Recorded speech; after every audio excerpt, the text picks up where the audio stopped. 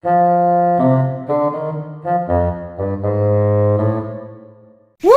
ba may plano ka pumunta ng Japan? Isa lang masasabi ko sa'yo. Wag na wag. Alam mo kung bakit? Nakita mo yun? Walang mga tambay.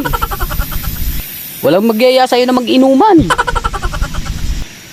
Tapos, hindi mo lang magagastos yung pera mo. Boring. Sobrang boring. Wala man lang natitinda ng mga quick. Wala ka man lang makita dito. Dito na may yung bahay na may tindahan. Wala ka man lang mautangan na Red Horse.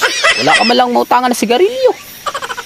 Napaka-boring. Kaya wag na wag ka pumunta ng Japan. Wala man lang asawa sa'yo na magbunganga.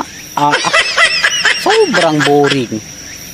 Kaya kung mag-Japan ka, sinasabi ko sa'yo, wag na wag. Kasi sobrang boring.